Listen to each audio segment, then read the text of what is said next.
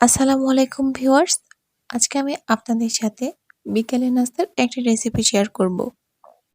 আর আমার ভিডিওটি ভালো লাগলে অবশ্যই সাবস্ক্রাইব করবেন আর পাশে থাকা বেল আইকনে ক্লিক করবেন, যাতে আমি কোনো নতুন ভিডিও আপলোড দিলে সবার আগে আপনার কাছে নোটিফিকেশন যায়। আজকে আমি আপনাদেরকে ডিমের পাকোড়া তৈরি করে দেখাবো।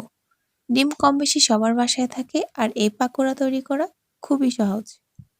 ডিমের পাকোড়া তৈরি করার জন্য আমি এখানে নিয়েছি 3টি ডিম।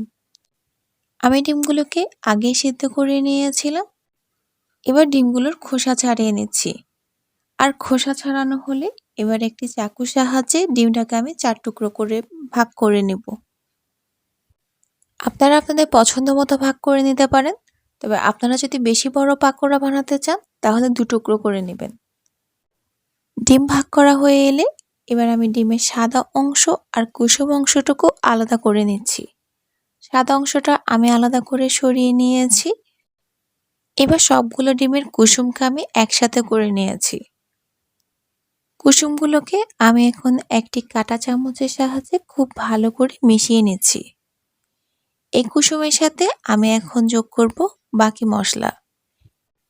এখানে আমি নিয়েছি হাফ কাপ পরিমাণ পেঁয়াজ কুচি, পাকোড়ার ঝালের জন্য নিয়েছি কাঁচামরিচ, পাকোড়ার স্বাদ বৃদ্ধির জন্য নিয়েছি ধনেপাতা কুচি আর পেঁয়াজ পাতা কুচি। আর মশলা হিসেবে যোগ করছি এখানে হাফ চা চামচ হলুদ, হাফ চা চামচ মরিচের গুঁড়ো আর হাফ চা চামচ জিরের গুঁড়ো। আপনাদের বোঝার সুবিধার্থে আমি সবগুলো উপকরণ আবারও একসাথে দেখিয়ে দিচ্ছি।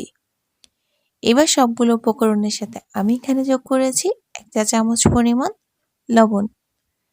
এবার সবগুলোকে খুব ভালো করে মিশিয়ে নিতে হবে আর একটি সফট ডো তৈরি করতে হবে। প্রথমেই কুসুমের সাথে আমি মশলা আর পেঁয়াজটা খুব ভালো করে মিশিয়ে নিচ্ছি।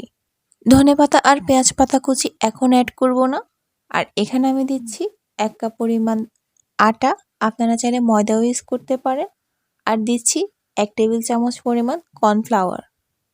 এবার সবগুলো উপকরণ আমি একসাথে খুব ভালো করে মিশিয়ে নিব। এই মিশ্রণটা রুটির ডোয়ের মতো শক্ত হবে না, এই মিশ্রণটাকে একটু নরম করতে হবে। এবার আমি মিশ্রণটা নরম হওয়ার জন্য আমি এখানে যোগ করছি পানি।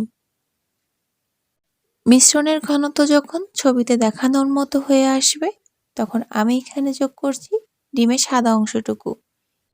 এবার ডিমের সাদা অংশটুকু মাঝখানে রেখে মিশ্রণটা দিয়ে কভার করে নিয়েছি। আর এটাকে আমি চুলায় ভেজে নিব। ডিমের এই পাকোড়াটি তৈরি করার সময় চুলার আঁচ মিডিয়াম রাখবেন।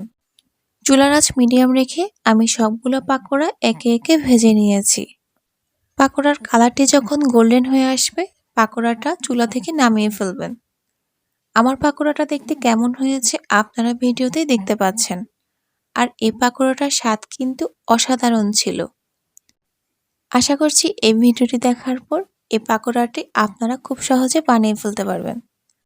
বিকেলের নাস্তায় এই পাকোড়াটি আপনার বাসায় সবাই অনেক পছন্দ করবে। আর রেসিপিটি কেমন লেগেছে কিন্তু কমেন্ট বক্সে অবশ্যই জানাবেন। আজ এই পর্যন্তই।